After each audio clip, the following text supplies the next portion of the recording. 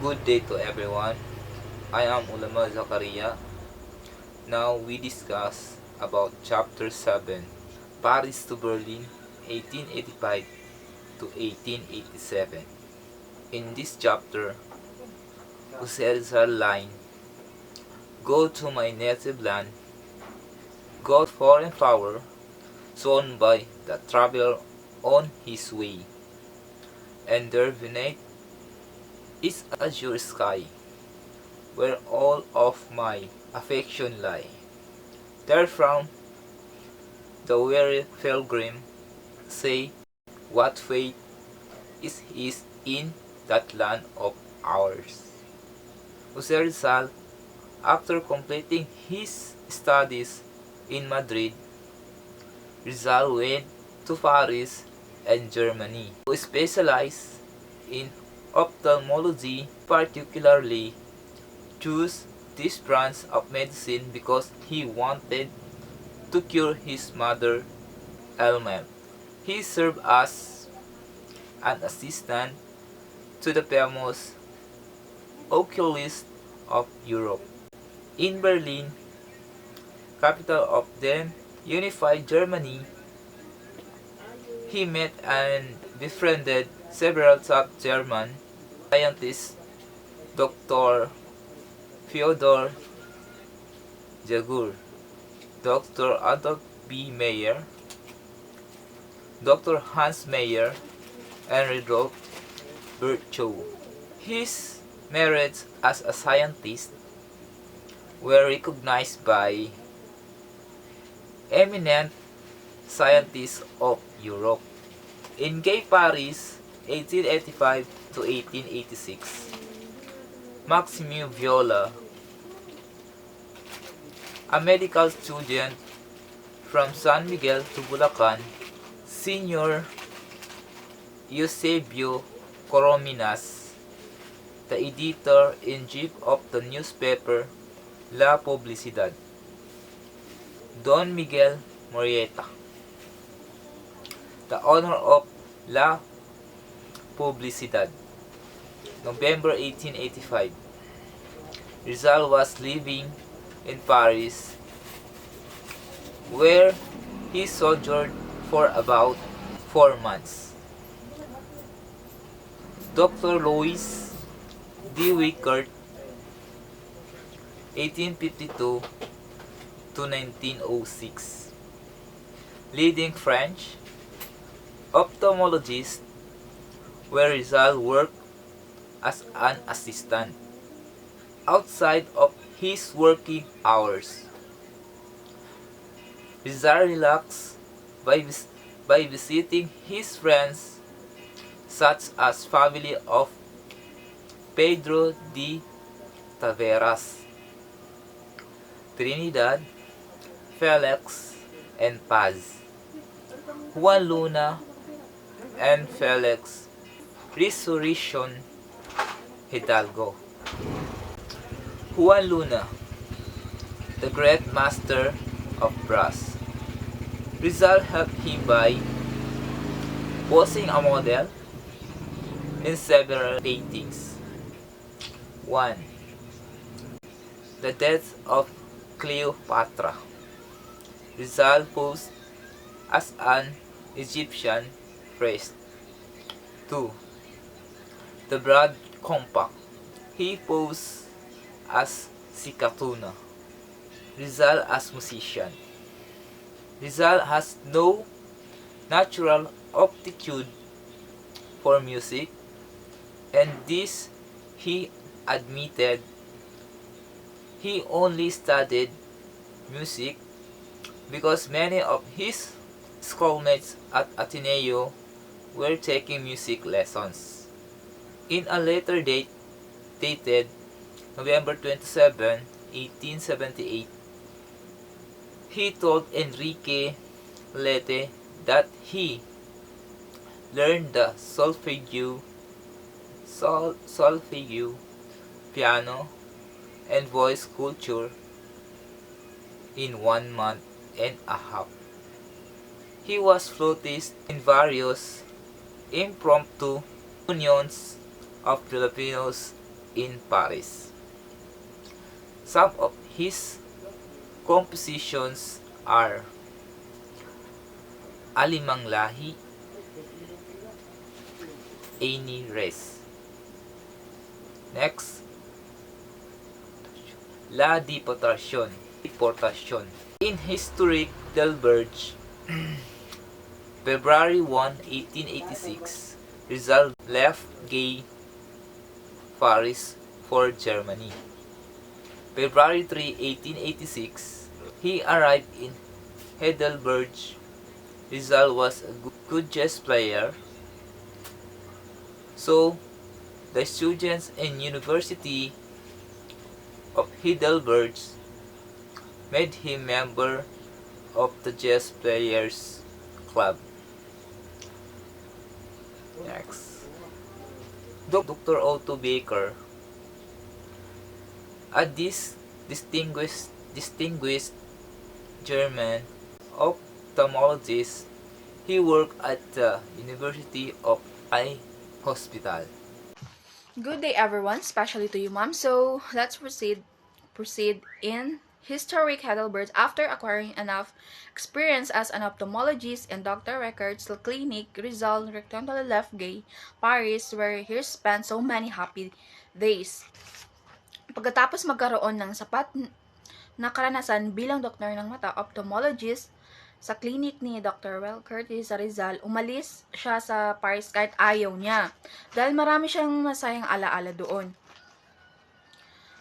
On February 8, 1886, he arrived in Heidelberg, historic city in Germany famous for its old university and romantic surrounding. For a short time, he lived a boarding house in with some German law students. Noong Pebrero 8, 1886, dumating si Rizal sa Heidelberg, isang makasaysayang lungsod sa German na kilala sa kanyang lumang universidad at romantikong kapaligiran. Sa maikling panahon, tumira siya sa isang boarding house. So, kasama ang ilang estudyanteng German ng abogasya. Sa napansin ng mga estudyanteng ito na magaling maglaro si Dr. Rizal ng chess. Kaya inirekomenda nila isang maging miyembro ng Chess Players Club. Later, Rizal lived with the Lutheran minister, Pastor Carl Ulmer. The two became a good friends. They had many friendly discussions on the Later, Rizal lived with a Lutheran minister, Pastor Carl Ulmer. The two became good friends. They had many friendly discussions on the merits of Catholicism and Protestantism. Rizal, although regarded Catholicism as a better religion than Protestantism. Sa madaling salita, mukhang may isang taong nagtatakali ng mga kaisipan o obserbasyon tungkol sa mga taong kanilang mga paniniwalang pangrelihiyon at marahil ilang personal na opinion sa relihiyon. To the flowers of Heidelberg. During his stay in Heidelberg, Rizal went to wander around, strolling along the look-backs of the Neckar River and admiring the picturesque sceneries of the countryside. One day, as he roamed around, he was attracted by the blooming flowers. Among these flowers was his favorite flower, the light blue forget-me-not. The blooming flowers of Heidelberg, with their picturesque colors and sweet scent, may remind him of his moment of homesickness. He wrote of April 22, 1886, a fine poems as follows. To the flowers of the Heidelberg. Nung siya ay nasa Heidelberg, gustong maglakad-lakad ni Rizal sa mga pangpang ng ilog, Neckar at humanga sa mga magandang tanawin. Sa madaling kung paano nabuo ang tulang To the Flowers of Heidelberg ni Rizal dahil sa kanyang paghanga sa mga bulaklak at sa pagkamis sa sariling bayan habang siya ay nasa Heidelberg. Another interesting German custom observed by Rizal is self-introduction to strangers in social gathering in Germany. When a man attends a social function and finds that there is nobody to introduce him to other guests, he bows his head to the guest, introduces himself, and shakes and shake the hands of everyone in the room.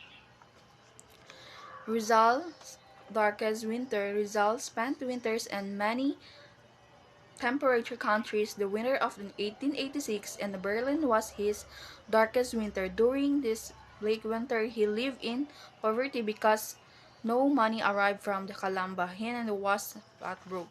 Out in a far away Calamba, Johanna tried desperately to raise money. He knew his younger brother was in the financial situation in Berlin.